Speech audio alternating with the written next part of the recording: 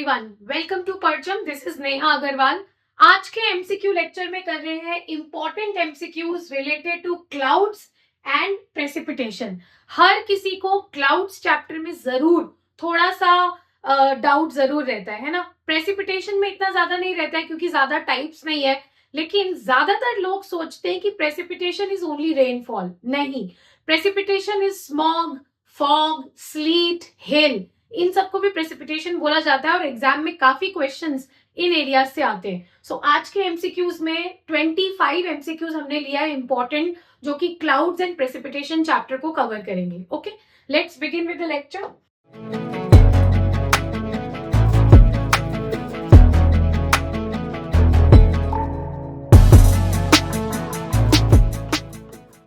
So let us move to question number 1. So the clouds float in the atmosphere because of their. So अगर कोई cloud ऊपर नहीं जा रही है या कोई क्लाउड नीचे नहीं आ पा रही है और वो फ्लोट कर रही है एटमोस्फेयर में, इसका मतलब क्या है? वो क्लाउड्स थोड़ी सी हल्की है, लो डेंसिटी है। सो ये डेंसिटी के ऊपर डिपेंड करता है कि क्लाउड्स कितना फ्लोट करेगी एटमोस्फियर में और कितना ग्राउंड के पास आएगी। अगर क्लाउड्स हैवी होते तो ग्राउंड के पास जरूर आते। Moving on to next question. Question number 2. Which of the following clouds is responsible for highly intense rain? देखो, बहुत सारे क्लाउड्स होते हैं जो रेन बियरिंग नहीं होते, लेकिन कुछ क्लाउड्स होते हैं जो रेन बियरिंग होते हैं। उनके कलर से, उनके शेप और साइज से पता चल जाता है कि वो क्लाउड्स रेन बियरिंग है। जैसे आप जब बहुत ज्यादा गहरे डार्क कलर के क्लाउड्स देखते हो तो आप अनुमान लगाते हो कि बारिश होने वाली है। सो वो वाले क्लाउड्स कौन से हैं? निम्बोस्ट्रैटस। ओके, सो निम्बोस्ट्रैटस वो वाले क्लाउड्स है जो इंटेंस रेन देते हैं। ओके, यहां से आप देख सकते हो in your explanation sheet. So nimbostratus clouds are dark grey featureless layers of cloud thick enough to block out the sun, producing persistent rain. Okay, so ये है क्लाउड्स का स्ट्रक्चर। आप देख रहे हो सबसे ऊपर जो हाई क्लाउड्स होते हैं उनको आप सिरो से जानते हो, तो cirrocumulus, cirrus, cirrostratus. Okay, and then जो मिडिल वाले क्लाउड्स होते हैं निम्बोस्ट्रैटस, एल्टो क्यूमुलस, एल्टोस्ट्रैटस। आप निम्बोस्ट्रैटस का कलर देख रहे होंगे, it is a dark grey cloud and they give the intense rainfall. एक बात और बताती हूँ, जो रेन बियरिंग क्लाउड्स है वो क्यूमुलोनिम्बस भी है, लेकिन क्यूमुलोनिम्बस लॉन्ग पीरियड तक आपको रेनफॉल नहीं देते। 2-3 hours cats and dogs rainfall and then they vanish. But nimbostratus जो है इंटेंस रेनफॉल देते हैं for a longer period of time. Okay, moving on to question number 3. So during a thunderstorm, the thunder in the sky is produced by the. So thunderstorm जब होती है, thunderstorm का मतलब है जब गरजते हैं बादल, ठीक है, गरजना, साउंड मेक करना, तो दैट इज thunderstorm. So क्यों होता है वो? Meeting of cumulonimbus clouds in the sky. So cumulonimbus clouds actual में है क्या? They are the low clouds, but ये इन क्लाउड्स को जब बहुत ज्यादा वार्मथ मिलती है और सप्लाई मिलता है इवेपोरेशन का फ्रॉम द सी सरफेस और फ्रॉम द लैंड सरफेस, तो ये क्लाउड्स बहुत ज्यादा ऊपर भागते हैं क्योंकि ये क्लाउड्स बहुत ज्यादा वार्म हो जाते हैं। तो इनकी जो कन्वेक्शन एक्टिविटी की वजह से they go up and they become light and then the condensation happens and then the rainfall happens. ठीक है, सो जब ये ऊपर जाते हैं और एक दूसरे से टकराते हैं तब ये जो है साउंड प्रोड्यूस होता है। सो पहला जो ऑप्शन है वो करेक्ट है। Second, lightning that separates the nimbus cloud. देखो, थंडरस्टॉर्म में लाइटनिंग का कोई रीजन नहीं है कि लाइटनिंग होगी इसीलिए थंडरस्टॉर्म हो रहा है। लाइटनिंग होने का अलग रीजन है। Then violent upward movement of air and water particles. Yes, अगर अपवर्ड मूवमेंट नहीं होगी, कन्वेक्शनल एक्टिविटी नहीं होगी, तो एक दूसरे से क्लाउड्स टकराएंगे नहीं, और अगर क्लाउड्स एक दूसरे से टच नहीं करेंगे, टकराएंगे नहीं, तो फिर थंडर या साउंड प्रोड्यूस नहीं होगा। So answer will be 1 and 3, the D option. Okay, moving on to the explanation sheet. तो इस एक्सप्लेनेशन से आप समझ सकते हो कि कंटिन्यूअस एयर सप्लाई है और इसीलिए ये ऊपर जा रहे हैं clouds. So thunder is the sound produced by the rapid heating and expansion of air by a lightning strike. So जब एक्सपेंशन होता है क्लाउड में, बहुत ऊपर क्लाउड्स जाते हैं, एक दूसरे से टकराते हैं, तो जो साउंड प्रोड्यूस होता है उसको आप क्या बोल रहे हो? थंडर। बट जब दोनों क्लाउड्स टकराते हैं ना, तो चार्ज पार्टिकल्स भी रिलीज होते हैं and that makes the lightning effect. इसका मतलब लाइटनिंग और थंडर का लगभग सेम कारण है, लेकिन लाइटनिंग थंडर का कारण नहीं है. As simple as that. So you can take the screenshot from here और you can make a note so that this remains in your memory. Now moving on to question number 4. So which of the following is the annual precipitation of an area? So annual precipitation को आप कैसे calculate करते हो? The total actual amount of rain, snow, hail and sleet. नहीं. All forms of precipitation. Yes, this one. All forms of precipitation converted to the quantity of liquid water. So this is the correct option. जितने भी precipitation के forms हैं जैसे कि snow, slit, hello, mist, fog, ये सबको precipitation बोलते हैं, इंक्लूडिंग रेनफॉल. तो इनको जब आप वाटर की क्वांटिटी में कैलकुलेट करते हो तब आप किसी जगह का एनुअल एवरेज रेनफॉल बता पाते हो. Okay, moving on to question number 5. The process of water vapor changing to the liquid state. So water vapor है, evaporation हो रही है. जब evaporation होगी एयर सैचुरेट होगा ऊपर जाके और सैचुरेशन के बाद क्या होगा? कंडेंसेशन. तो वाटर वेपर जब लिक्विड ड्रॉपलेट्स में बदल जाते हैं उस प्रोसेस को आप क्या बोलते हो? कंडेंसेशन बोलते हो. और कंडेंसेशन ही मेन कारण है किसी भी तरीके के प्रेसिपिटेशन का. सो इस एक्सप्लेनेशन से आप ये समझ सकते हो कि पर्टिकुलेट मैटर्स जो है राइजिंग वेपर आपको दिखेगा एंड कंडेंसेशन में vapour turns into tiny water droplets and ice crystals. So condensation का मतलब क्या है? जो आपकी एयर है वो वाटर वेपर से सैचुरेट हो जाएगी, मतलब उसमें और जगह नहीं है वाटर वेपर को एक्यूमुलेट करने का. सो अब जो वाटर वेपर आ रहा है वो कंडेंसेशन हो जाएगा and the precipitation will be form. Moving on to question number 6. So which one of the following processes is important for the formation of lightning in a developing cloud? अभी हमने discuss किया था कि lightning क्यों होगी. Simple सा answer है strong vertical air currents. अगर एयर करंट्स ऊपर नहीं जाएंगे, वर्टिकल वे में ट्रैवल नहीं करेंगे तो एक दूसरे से क्लाउड्स टकराएंगे नहीं तो चार्ज पार्टिकल्स रिलीज नहीं होंगे, लाइटनिंग प्रोड्यूस नहीं होगा. सो इसमें जो मेन फैक्टर है that is strong vertical air current. So यहाँ से you can read about this. So lightning begins as static charges in a rain cloud. Winds inside the cloud are very turbulent. Water droplets in the bottom part of the cloud are caught in the updrafts and lifted to a great heights where the much colder atmosphere freezes them. In the early stages of development, air acts as an insulator between the positive and the negative charges in the cloud and between the cloud and the ground. So वही अगर air lift नहीं होगा तो there will no meeting of the clouds and if they don't meet the charged particles will not release. Moving on to question number 7. So which one of the following are the rain clouds? अभी थोड़ी देर पहले हमने बात किया था rain clouds mainly nimbostratus है and cumulonimbus है ना. So देखते हैं कहाँ मिलेगा. So nimbostratus and cumulonimbus ये rain bearing clouds है. So answer होगा हमारा 2 and 3. Cirrus clouds बहुत high clouds है, they do not bear rain, they are the white milky clouds and altocumulates are the middle level clouds. यहाँ से you can study. So most commonly rain clouds that produces steady rain are referred to as nimbostratus clouds. These clouds appear low in the sky and are a medium to dark grey color. वो हमने diagram में भी देखा था and again you can see कि आपको nimbostratus जो है वो थोड़ा सा कलर में डार्क दिखेगा and then you have cumulonimbus clouds जो कन्वेक्शनल एक्टिविटी से बन रही है. सो यहाँ से आप एक और क्वेश्चन आंसर कर सकते हो कि कौन से क्लाउड्स में थंडर एंड लाइटनिंग इफेक्ट दिखेगा, कौन सा क्लाउड लिफ्ट हो रहा है ऊपर, क्यूमुलोनिम्बस. एंड लिफ्टिंग एक्टिविटी की वजह से थंडर एंड लाइटनिंग दोनों होते हैं. सो क्यूमुलोनिम्बस में आपको रेन बियरिंग सिस्टम के साथ साथ लाइटनिंग एंड थंडर का भी इफेक्ट दिखेगा. Okay, moving on to question number 8. So which of the following clouds are more commonly formed in the equatorial rainforest? So equatorial rainforest में temperature is very much high because sun की जो vertical position है वो equator पे काफी दिनों तक रहती है. That is why it is a heat surplus area. So equatorial rainforest में जितने भी clouds है वो warm up हो जाते हैं and ऊपर जाते हैं convectional activity. So वहाँ पे clouds कौन से बन रहे हैं? Air lifting वाले जिसको हम बोलते हैं cumulo निम्बस। सो क्यूमुलोनिम्बस क्लाउड्स आपको इस तरह याद रखना है कि वर्टिकल एयर करंट्स के वजह से these clouds get formed. So convectional rainfall, convectional मतलब वो रेनफॉल जो लिफ्टिंग ऑफ द क्लाउड्स की वजह से हुई है, convection activity is prevalent in equatorial regions. In these, the warm air rises and expands, then reaches at a cooler layer and saturates. So cumulonimbus clouds are menacing looking multi-level clouds extending high into the sky. मतलब convectional activity, मतलब convectional rainfall. और convection कहाँ होगा सबसे ज्यादा? जहां पे warmth होगी, हॉटनेस होगी, and that is most prevalent in the ITCZ area which comes twice in the equatorial rain forest.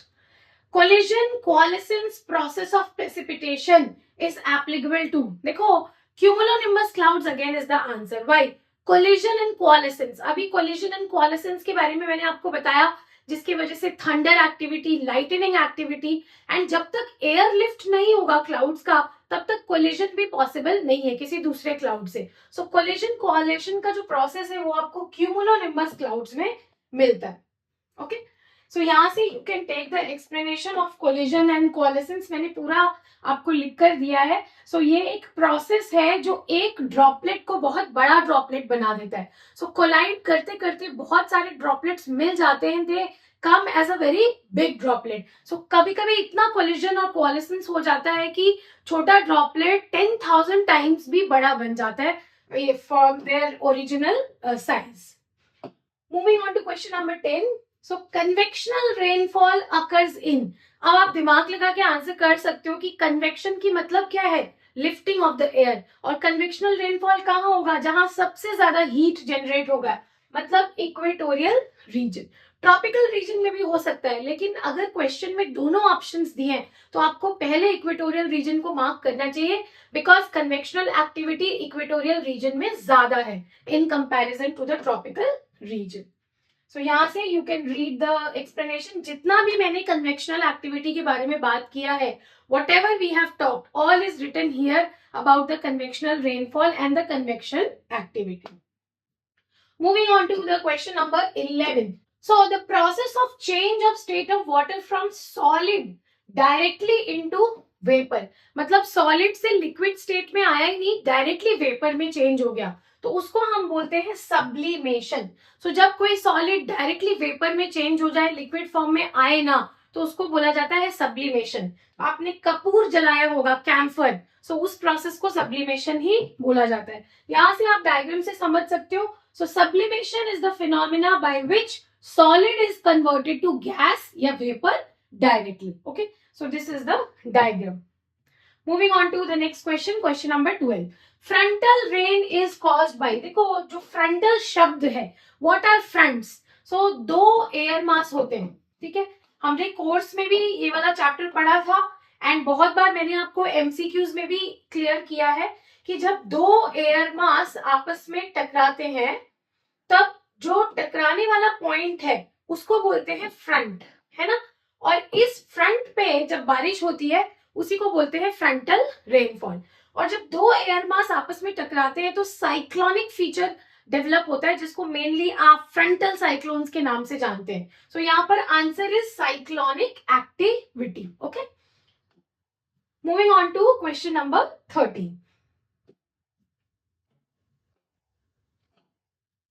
Okay, so 13 पे जाने से पहले you can take the explanation from here. As you can see there are two fronts, तो ये front बन रहा है, यहाँ एयर मास लिफ्ट हो रही है, यहाँ एयर मास नीचे आ रही है, तो दोनों एयर मास का एक टकराने वाला पॉइंट है। सो जो मिडिल में जो पॉइंट बन रहा है, जहां दोनों एयर मास कन्वर्ज होने की कोशिश करें, दैट इज फ्रंट। एंड वहां पे टेम्परेचर डिफरेंस से, डेंसिटी डिफरेंस से प्रेशर डिफरेंस बनता है, जिसकी वजह से एक साइक्लोनिक एक्टिविटी तैयार होती है, जिसको आप फ्रंटल साइक्लोन्स बोलते हो। एंड उस फ्रंटल साइक्लोन्स में आपको फ्रंटल टाइप ऑफ रेनफॉल मिलता है। Okay, okay, moving on to question number 13. So question number 13 says highest altitude clouds are, so मैंने आपको थोड़ी देर पहले बताया था कि जो भी highest altitude होंगे, जो clouds बहुत ऊपर होंगे, उनके आगे शब्द लिखा रहेगा सिरो, ठीक है। सो यहाँ पर देखो cirrostratus, so cirro is equal to high, इस तरह आपको याद रखना है। तो आप हर क्वेश्चन का आंसर कर पाओगे इन टर्म्स ऑफ क्लाउड्स. तो यहाँ से you can see the diagram of the clouds once and make it clear in your mind कि जो भी हाई क्लाउड्स है, ठीक है, हाई लेवल के क्लाउड्स मतलब 45,000 फीट, ठीक है, तो कौन से हैं? सिरस, सिरोस्ट्रैटस एंड सिरोक्यूमुलस. तो सिर जो वर्ड है CIRR वो आपको दिखाई देगा. Then you have middle level clouds जिसमें एल्टोक्यूमुलस, एल्टोस्ट्रैटस आपको दिखेगा एंड देयर इज निम्बोस्ट्रैटस. और ये निम्बोस्ट्रैटस क्या है? रेन बियरिंग क्लाउड्स है, ये हमने पहले ही पढ़ लिया. उसके बाद लो क्लाउड्स है जिसमें क्यूमुलस, स्ट्रैटस एंड स्ट्रैटोक्यूमुलस है. इनको कभी कभी फॉग भी बोला जाता है because there are very low clouds. Okay, and एक और लो क्लाउड है क्यूमुलोनिम्बस जो एक्चुअली राइज करता है और कन्वेक्शनल एक्टिविटी से कन्वेक्शनल टाइप ऑफ रेनफॉल हमें देता है. So mainly nimbostratus and stratocumulonimbus, they are the rain bearing clouds and other clouds are not too much rain bearing. So इस डायग्राम से आपको याद रखना है different types of clouds. You can take a picture or you can also make a note. Moving on to question number 14. So ये सारा ना जितना भी PDF है, जितना भी हम कर रहे हैं through the YouTube, आपको parchamclasses.in या परचम के ऐप में PDF बैंक मिल जाएगा. तो जितने भी YouTube वीडियोस आ रहे हैं, not only my subject of geography, everything, the current affairs, the history, the schemes, the English paper, everything आपको PDF बैंक आप ले लोगे तो सारी PDF आपको वहां से मिल जाएगी. Moving on to question number 14. So consider the following statements regarding the cumulonimbus clouds. So अब आपको क्यूमुलोनिम्बस क्लाउड्स के बारे में काफी चीजें पता है. सो देखते हैं कितना आंसर कर पाते हैं. So this cloud is also referred to as thunder cloud. याद आ गया? Thunder cloud. This brings convectional rainfall. Again, the same thing, convectional rainfall. This is frequently seen in the tropical afternoons. Yes, tropical afternoons में आपको दिखाई देंगे, tropical और equatorial. This is also correct. These are woolly, bumpy clouds arranged in layers appearing like waves in the blue sky. They don't appear like waves. They appear like convectional activity. So हमें पूछा है यहाँ पे which of the following statement is not correct. देखो, अगर आप exam में इस नॉट का ध्यान नहीं रखते हो तो आप ढूंढोगे 1 2 3 कहाँ है, और जब 1 2 3 नहीं मिलेगा तो आप बोलोगे क्वेश्चन रॉन्ग है. 1 2 3 मिल गया तो आप तुरंत आंसर कर दोगे. लेकिन ये नॉट पूछा है तो एक ही स्टेटमेंट हमारा गलत है, दैट इज 4. इसीलिए answer is 4 only. So question को ध्यान से पढ़ना है while you are solving any question. Okay, now यहाँ से आप क्यूमुलोनिम्बस क्लाउड्स के बारे में पढ़ सकते हो. We have discussed enough about the cumulonimbus clouds. So this is your area. यहाँ से you can read. So cumulonimbus clouds are important clouds because they are the rain bearing clouds and they actually cause the rainforest also. Okay. Moving on to question number 15. So fog, cloud, white forest और dew, इनको हमको क्या करना है? Match the following करना है. तो हम पहले explanation पढ़ते हैं, वहां से हम ढूंढेंगे. Okay. First explanation. A mass of minute droplets of water or tiny crystals of ice formed by the condensation of water vapor. So condensation of water vapor से क्या बनता है? Clouds बनता है या precipitation बनते हैं? In free air at considerable elevation. So at considerable elevation. So elevation पे देखो, white frost. Frost कहाँ होगा? नीचे ground पे. ड्यू किस में आती है? ड्यू मतलब स्मॉल वाटर ड्रॉपलेट्स जो आपको सुबह सुबह लीफ पे या किसी भी मटेरियल पे दिखाई देता है. आप कहते हो ना यार सब कुछ गीला हो गया रात भर में, तो वो क्या है? Due. Next is fog. Fog मतलब लोएस्ट फॉर्म ऑफ क्लाउड. सो जो फॉग आपको मिलेगा, मतलब फॉग क्या है? जो बिल्कुल आपको जमीन के आसपास दिख रहा है. यहाँ पे हाई एलिवेशन की बात हो रही है, इसका मतलब बी ऑप्शन क्या है? 1. So cloud is equal to 1. अब यहाँ पे आप ABCD में B देखो 1 कहाँ है. वैसे आंसर मार्क किया हुआ है बट B इसमें और इसमें, इसका मतलब ये दोनों तो ऑप्शन बिल्कुल भी नहीं है. देन दूसरे में मूव करते हैं. Condensation at a dew point which is at or below freezing point. So freezing point में आपको क्या मिलेगा? फ्रॉस्ट मिलेगा. So 2 is C. आप देखो 2 इज C से मैच हो रहा है कि नहीं? मैच हो रहा है ना. नेक्स्ट पढ़ते हैं. Moisture deposited in the form of water droplets on the cooler surface of solid objects such as stones, grass blades etcetera. So सुबह जब उठते हो तो स्टोन्स और ग्रासेस और लीफ में जो स्मॉल वाटर ड्रॉपलेट होता है उसी को आप क्या बोलते हो? ड्यू बोलते हो. तो इसका मतलब 3 इज D. देखो मैच हो रहा है, 3 is D. then a mass of minute droplet of water formed by the condensation of water vapor in free air with its base at or near the ground. So totally ground पे नहीं है, at or near the ground. So this is fog. So A देखो match होगा 4 से. So answer will be C. So इस particular question से fog, cloud, white frost और dew चारों के definitions आप clear कर सकते हो. एंड एग्जाम में अलग अलग तरीके से भी क्वेश्चन पूछा जा सकता है. सो अगर आपको डेफिनेशन क्लियर है तो आप दूसरे टाइप के क्वेश्चंस भी आंसर कर सकते हैं. 16 question. Precipitation in the form of a mixture of rain and snow. So rain and snow मिला के उसको क्या बोला जाता है? स्लीट. सो ये भी एक टाइप का प्रेसिपिटेशन है. जिन एरियाज में रेन भी देखा है साथ साथ और स्नोफॉल भी हो रही है साथ साथ, तो उसको बोलते हैं क्या? स्लीट हो रहा है. Moving on to the discussion. So you can read about sleet from here. So sleet is precipitation composed of rain and partially melted snow. It forms when rain, while falling to the earth, passes through a layer of cold air and gets frozen. इसका मतलब rain आ रही थी लेकिन वो किसी colder area से गुजरी और उसमें थोड़ा सा फ्रीजिंग हो गया एंड दैट इज वाई वो स्नो फॉर्म में बदल गया. तो जब वो नीचे आया हमारे पास तो स्नो और रेन मिक्स आया और उसको हमने कहा स्लीट, है ना. Okay, moving on to question number 17. बहुत ही इंटरेस्टिंग चैप्टर है, काफी सारे क्वेश्चंस आंसर किए जा सकते हैं. सो मेक श्योर कि वीडियो लास्ट तक देखो ताकि पूरा चैप्टर ही आपको क्लियर हो जाए. Question number 17. Condensation is the reverse of. अब देखो कंडेंसेशन क्या होता है? वाटर वेपर जब लिक्विड ड्रॉपलेट्स में बदलते हैं तो वो कंडेंसेशन होता है. अब इसका रिवर्स कर दो, liquid droplet turning into water vapour, तो इसको बोलते हैं वेपराइजेशन. सो लिक्विड ड्रॉपलेट जब वेपर में बदलते हैं तो उसको बोलते हैं वेपराइजेशन. यहां से आप कंडेंसेशन एंड वेपराइजेशन का डेफिनेशन पढ़ सकते हो. वेरी इजी, जो आपको समझाया वही लिखा है. You can take a screenshot. Moving on to question number 18. So which of the following pair matching is correct? कौन सा करेक्ट है? Equatorial zone, rain with thunder in the noon, तो पहला ही आपको करेक्ट मिल गया. दूसरा भी देख लेते हैं. मेडिटेरेनियन सी जोन, समर रेनफॉल. मैंने आपको इसके पहले वाले लेक्चर में, बायोम्स वाले लेक्चर में बहुत क्लियरली बताया था कि मेडिटेरेनियन सी के आसपास जो बारिश होती है या जो मेडिटेरेनियन टाइप ऑफ क्लाइमेट होता है उसका मेन फीचर ही होता है winter rainfall.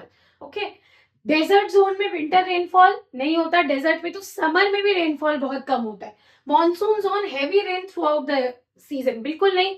Monsoon is a seasonal rainfall. Through out the year monsoon में रेनफॉल नहीं होता. Around 3 to 4 months is the monsoonal rainfall which we experience in the Indian subcontinent. Okay, coming on to question number 19. So consider the following statements. Half the water vapor in the air, in the atmosphere, lies below an altitude of 1000 meter. मतलब ये बोल रहे हैं कि 1 kilometre के अंदर half water vapour है. ये गलत है. एक्चुअली ये 2000 किलोमीटर के अंदर है. ओके, मतलब around 2 kilometre. The amount of precipitable water in the atmosphere increases from equator to poles. मतलब इक्वेटर से पोल्स पे जाएंगे तो प्रेसिपिटेबल वाटर बढ़ जाएगी. ये बिल्कुल भी गलत है. प्रेसिपिटेबल वाटर तो ज्यादा कहाँ है? इक्वेटर के पास है. ज्यादा बारिश कहाँ हो रही है? इक्वेटर पे. तो ये स्टेटमेंट उल्टा लिखा हुआ है. सो करेक्ट स्टेटमेंट क्या है? Neither 1 nor 2. दोनों ही स्टेटमेंट यहाँ पर गलत है. यहां से you can take the explanation. Half the water vapor in the air in the atmosphere lies below an altitude of 2 kilometer and not 1000 meter or 1 kilometer. The amount of precipitable water in the atmosphere increases from poles to the equator. So pole से equator आते वक्त ये increase होगा rainfall, लेकिन equator से pole की तरफ move करोगे तो rainfall decrease होता नजर आएगा. Question number 20. So question number 20 बोल रहा है mist is a result of which one of the following. देखो यहाँ तो मिस्ट का क्वेश्चन है. मिस्ट क्या है? एक टाइप का प्रेसिपिटेशन. सो मिस्ट के अलावा और क्या क्या है प्रेसिपिटेशन में? Slit, hello, snowfall, rainfall, mist. ठीक है, ये सारे प्रेसिपिटेशन है. कोई भी प्रेसिपिटेशन का कारण क्या है? Condensation.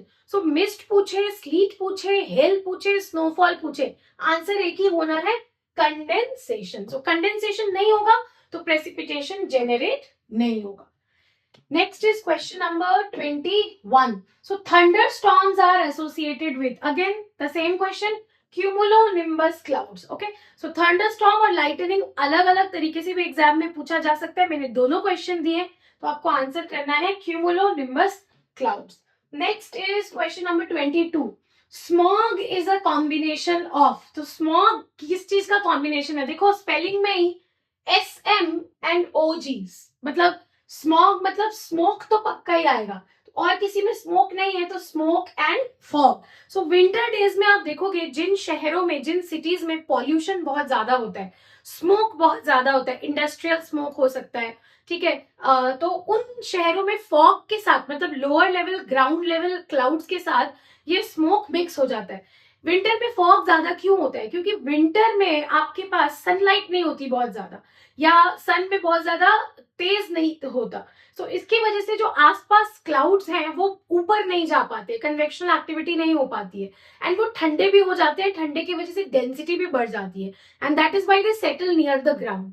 When they come near the ground, the industrial smoke, the pollutants, they come in contact, and वो विजिबिलिटी को और भी कम कर देते हैं, बिकॉज ये एरोजोल्स जाके उस फॉग के साथ मिक्स हो जाते हैं and they create a smog.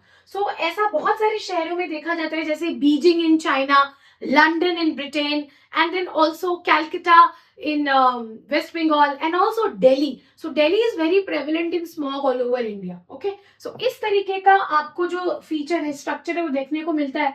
This picture is not only of fog, it is fog mixed with the industrial effluents, pollutants, particulate matters, smoke which is around. So ये mix होके क्या बन जाता है? Smog. Okay, so यहाँ से you can read about it. Moving on to question number 23. So which of the following is wrongly matched? आपको wrong वाला ढूंढना है, correct वाला नहीं, ठीक है. So rain caused by vertical circulation of air currents. So अगर vertical circulation of air currents है, मैंने बार बार बताया, उसको क्या बोलते हैं? Convectional rainfall. Orographic rainfall नहीं बोलते. क्यों? देखो ओरो जो वर्ड है ना, ओरो का मतलब है माउंटेनियस, ठीक है, रिलीफ से डिपेंड करता है. सो ओरोग्राफिक रेनफॉल कहाँ होगा? जहां किसी विंड को कोई माउंटेन ऑब्स्ट्रक्ट करेगा, ठीक है. For example this is a mountain, the wind is blowing like this. अब ये ऑब्स्ट्रक्ट हो गया, आगे नहीं जा पा रहा, तो ये कहाँ मूव करेगा? ऊपर. एंड जैसे ही ऊपर जाएगा कंडेंसेशन होगी एंड रेनफॉल नीचे आ जाएगी. इस टाइप ऑफ रेनफॉल को, जो एक्चुअल में किसी रिलीफ फीचर की वजह से हो रही है, या किसी माउंटेन की वजह से हो रही है, किसी प्लेटो की वजह से हो रहा है, उसको आप बोलते हो ओरोग्राफिक रेनफॉल. सो पहले ही आपको आंसर मिल गया. बाकी तीन जो लिखे हुए वो करेक्ट ऑप्शन लिखे हुए. You can read about the relief rainfall. Relief को ही ओरोग्राफिक बोल सकते हो.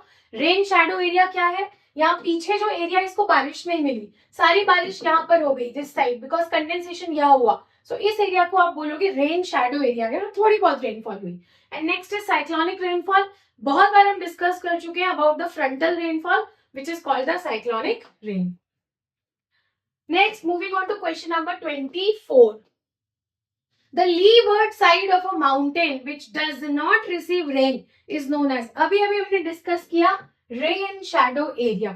So ये आप इस डायग्राम से समझो, आपको बेटर होगा. So this is how, जो अभी हमने डिस्कस किया उसी से रिलेटेड क्वेश्चन है ये. So water vapor evaporates. So सबसे पहले क्या होगा? Water vapor evaporate होगा. Warm moist air rises up to the mountains. So ये इस तरह मूव नहीं करके इधर क्यों मूव कर रहा है? In the effect of Coriolis force. तो हमने कोरियोलिस फोर्स के बारे में बहुत सारे लेक्चर्स में डिस्कस किया है. सो कोरियोलिस फोर्स की वजह से the wind is moving here. अब जब तक विंड यहाँ मूव हो रहा है, माउंटेन इसको ऑब्स्ट्रक्ट कर रही है, तो इसके वजह से कंडेंसेशन हो रहा है, क्लाउड्स बन रहे हैं, रेनफॉल भी यही हो रही है. जो पीछे रीजन रह गया वो थोड़ा सा ड्राई रह गया, और इसलिए हम इसको बोलते हैं रेन शैडो एरिया, ठीक है, क्योंकि शैडो में चला गया ये. Moving on to our last question, question number 25. So which of the following represents the lines joining the places of equal rainfall. So जब इक्वल रेनफॉल की जगह को, फॉर एग्जाम्पल यहाँ एक रेनफॉल है 100 cm मान लो एनुअल एवरेज रेनफॉल, यहाँ एक रेनफॉल है यहाँ, और मैंने इस लाइन को ज्वाइन कर दिया, मतलब इस लाइन पे जितने भी प्लेसेस फॉल कर रहे हैं उन सब में इक्वल रेनफॉल है, तो ऐसे लाइन को बोलते हैं iso height. Okay, now comment section में आप मुझे बताओगे आइसो हेलाइंस, आइसोहाइट्स एंड आइसोबार्स, ये किन लाइंस को बोलते हैं? सो इससे ये भी पता चलेगा कि आप में से कितने लोगों ने लेक्चर को लास्ट तक देखा है एंड रियल में प्रेसिपिटेशन एंड क्लाउड्स के चैप्टर को क्लियर करना चाहा है. ओके, सो 25 क्वेश्चन में आइसोहलाइंस, आइसोहाइट्स एंड आइसोबार्स आप कमेंट सेक्शन में बताओगे कि ये कौन से इक्वल लाइंस हैं, ये किन एरियाज को जोड़ते हैं. Okay, so this was all about these 25 questions. See you in the next lecture. Thank you so much and take care.